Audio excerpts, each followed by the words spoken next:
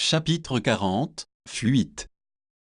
Quelques jours plus tard, l'ordre était donné d'abandonner la base actuelle pour une nouvelle, bien mieux cachée et protégée. La Troisième Guerre mondiale était imminente et chaque camp s'organisait au mieux et au plus vite. La base indienne où résidaient nos protagonistes allait se reconstituer dans la cité secrète du Bhoutan. À cause de la technologie de l'époque, le transport aérien était un vrai suicide car aucun avion ou hélicoptère n'était à l'abri d'un drone ou d'un missile. Le changement de base allait donc se faire par voie terrestre. Un train banalisé était stationné au milieu de nulle part. De nuit, des véhicules furtifs tout-terrain transportèrent les familles de la base et leurs effets personnels jusqu'à cette gare improvisée. Pour ce long périple, chaque famille bénéficiait d'un compartiment adapté dans l'un des nombreux wagons. Des gardes sécurisaient tous les couloirs et les parties communes. Comme Guillaume et Apollon n'avaient pas de famille dans la base, ils étaient ponctuellement rattachés au Maritoret pour ce trajet. Seuls les transporteurs, sortes d'agents secrets de la logistique,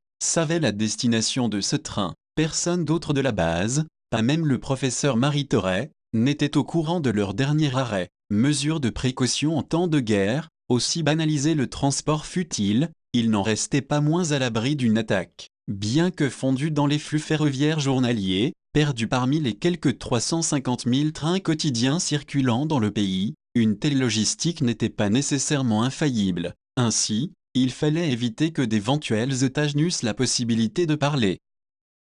Pendant ce trajet, Fausta avait peur et son esprit était torturé entre le remords et la vengeance. Stressée par les événements, elle n'arrêtait pas de communiquer avec Constantin par messagerie instantanée. Ne voulant pas se mêler aux discussions de ses parents avec Guillaume, il partageait ses débats digitaux avec son ami Apollon. Fausta est mal. Elle a peur que notre train soit attaqué. Dis-lui de laisser de côté son pessimisme, le haut commandement indien sait ce qu'il fait. J'ai l'impression que cette peur n'est qu'un prétexte. Un prétexte pourquoi ? On dirait qu'elle veut me dire quelque chose mais qu'elle n'ose pas. Pourquoi tu ne vas pas la voir pour en discuter calmement ? Si besoin, tu peux revenir avec pour quelques heures. Ça la réconfortera. Qu'en penses-tu ? Je ne sais pas si je dois y aller. Ce n'est pas en faisant le petit chien qu'elle courra de nouveau après moi. Certes, mais c'est en lui donnant un sentiment de sécurité qu'elle se sentira bien à tes côtés. Il y a de nombreux livres sur la psychologie féminine que tu devrais lire. Bon, je vais y réfléchir. 1 heure plus tard et après des pages de discussion. J'y vais car elle a vraiment quelque chose sur le cœur. Fonce mon ami. Constantin ouvrit la porte du compartiment sans même que ses parents n'y prêtent attention. Il passa à côté d'un garde armé, traversa une demi-douzaine de wagons et rencontra son amour qui l'attendait au milieu du couloir. Fausta regardait par les fenêtres le paysage défiler à toute allure. La voie était triple. Leur train en doublait certains, en croisait d'autres, et à chaque rencontre, le classique klaxon. Et alors, mon amour, que se passe-t-il ? Je ne suis pas bien, j'ai peur, nous partons dans une base certainement bien plus isolée du monde que la précédente. Et donc ? Je ne sais pas si je pourrai garder ce fardeau tout ce temps sur mes épaules en croisant Guillaume régulièrement. Mais de quoi parles-tu ? Que t'a-t-il fait ? Elle pleurait et souriait par intermittence. Elle prenait la main de Constantin en le regardant tendrement, puis elle se retournait en sanglotant. Son homme la prit dans ses bras et lui murmura qu'elle pouvait tout lui dire. Tu as remarqué que j'étais un peu distante ces derniers jours, hein ? Oui, je n'avais pas osé t'en parler. Pendant tout ce temps, Guillaume n'a pas arrêté de me harceler pour que je le voie. Mais pourquoi ? Parce qu'il me veut. Mais moi, c'est toi que j'aime. Les yeux de Constantin commençaient à sortir de leurs orbites. Mais pourquoi ne m'en as-tu pas parlé avant ? J'avais peur de compliquer ta vie et celle de ton père, tu comprends ? Ce foutu Guillaume, il va me le payer. Calme-toi, laisse-moi te montrer ce qu'il m'a dit ces derniers jours quand il m'a croisé. Je n'ai pas pu enregistrer le début mais voici la fin.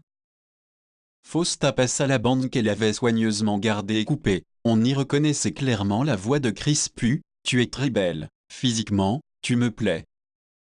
Le sang de Constantin ne fit qu'un tour. Il prit la main de Fausta et l'emmena d'un pas énergique à la porte de son compartiment. Il rentra sans frapper et hurla « Guillaume !» Alors que le fils de Duncan allait continuer son interpellation, Fausta s'écria, docteur écarlate de colère. Constantin se retourna violemment vers son ami Apollon.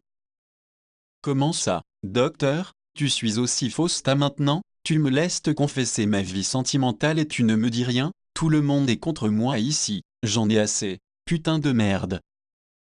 Alerté par ces vociférations, le garde qui patrouillait à proximité entra dans le compartiment des Maritoret. À cet instant, profitant de l'inattention de ce dernier, Constantin se saisit de son arme et lui ordonna d'entrer en fermant calmement la porte. Il pointa alors son pistolet sur le groupe. Le train allait entrer dans la zone métropolitaine de Calcutta, une des villes indiennes les plus densément peuplées. Constantin ordonna au garde d'attacher ses parents, Guillaume et lui-même à la barre d'acier vers le fond de leur cabine. « Utilisez vos paires de menottes et jetez-moi ensuite les clés. Et toi, Apollon, tu restes assis et surtout, pas de gestes brusques. J'aurai à te parler ensuite. » Il tenait à nouveau Fausta par la main et fixa Guillaume d'un regard noir. « Et toi le français, la putain de toi, tu peux m'expliquer cet enregistrement? Me voler mon père ne te suffit pas? Tu veux aussi ma femme? Que te faut-il d'autre? Ma vie ?» Il passa la bande sonore que Fausta venait de lui faire écouter. Les yeux des parents Maritoret pleuraient la déception vis-à-vis de leur fils. S'emporter ainsi aux portes de la folie pour un vulgaire égoïsme sentimental reflétait l'échec éducatif de toute une famille. Pour l'instant, il ne disait mot. Seul Guillaume, sous le joug du revolver, allait tenter de se justifier. « Calme-toi Constantin, j'ai une explication à tout cela. » Suant de colère, l'inquisiteur posa ses deux mains sur le pistolet qu'il pointait sur la poitrine de Crispu. Fausta tremblotait à côté de son homme et regrettait terriblement d'avoir voulu se venger de Guillaume. Elle ne pensait pas que tout cela irait aussi loin. « Depuis le dîner chez tes parents, Constantin, Fausta a commencé à me parler de tout et de rien par disamailles. Je suppose que tu connais ce service de messagerie éphémère. Je ne sais plus comment elle a eu mon contact. Elle a joué finement car en utilisant ce service, elle savait qu'elle ne laisserait pas de preuve de nos discussions. Tu veux dire que c'est elle qui t'a dragué? Parle. » Oui Constantin, elle a ensuite insisté pour marquer un rendez-vous. Elle avait soi-disant une nouvelle d'une extrême importance à me communiquer. Je n'y crois pas, Fausta est une fille de confiance. Elle ne t'a pas montré tout l'enregistrement. Sur cette bande, je lui expliquais clairement que je ne suis pas un briseur de couple et que j'ai énormément de respect pour vous deux. Arrête de mentir, je vais te tuer. Constantin était en transe, il ne se contrôlait quasiment plus. Aveuglé par le monstre qui couvait en lui depuis sa tendre enfance, il allait libérer sa colère. Alors qu'il s'apprêtait à exécuter le premier et l'unique immortel de l'histoire, Fausta se jeta dans les bras de Guillaume pour le protéger. « C'est ma faute Constantin, je te demande pardon, je ne t'ai jamais aimé, j'ai un dédoublement de personnalité. Tue-moi mais pas Guillaume, je t'en prie. » Constantin baissa son arme lentement, il avait les yeux hagards. Se tournant vers Apollon, il dit posément. « Et toi, l'ami, tu n'aurais pas pu m'avertir de ces problèmes psychologiques? » Fils, Apollon n'a rien à voir dans cette histoire. C'est un praticien et il a à respecter le secret professionnel que lui impose sa déontologie. Essaie de reprendre tes esprits s'il te plaît. Je suis calme et je sais ce que je fais à présent, papa, puisqu'apparemment je n'ai plus ma place à vos côtés, puisque je ne l'ai d'ailleurs jamais eue. Je pars retrouver Samuel et ses parents. J'aurai très certainement auprès d'eux une écoute bien plus grande et spirituelle qu'ici. Je n'aurai plus à me cacher comme un rat. Je pourrai enfin me sentir en harmonie avec moi-même. J'aurai finalement un rôle à jouer dans ce monde. Je pourrai enfin être le fils de quelqu'un. Papa, tu es mort dans mon cœur, définitivement. Constantin prit Apollon comme otage. Il tira l'alarme du train pour le faire stopper. Au moment où tous deux allaient sortir de la cabine des Maritoret, Duncan rétorqua à son fils déchu. « Va donc rejoindre Mosché et sa lâcheté, apporte avec toi la religion dans l'empire de la science, ronge l'écorce du savoir, sois un termite du rationnel, et chie donc la vérité que tu grignotes goulûment. Je serai le chêne duquel tu es tombé très loin et duquel tu seras rassasié, Toi qui vas promouvoir des messies afin de vendre des lois divines, sois heureux, je t'en enverrai qui rendront justice à l'érudition. Le train était à l'arrêt. Un garde libéra le professeur et lui demanda s'il devait laisser sortir son fils avec le docteur.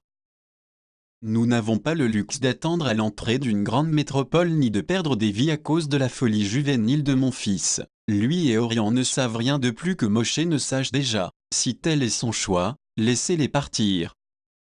La porte du wagon s'ouvrit. Constantin et Apollon disparurent dans le brouhaha de Calcutta. Le train repartit presque immédiatement.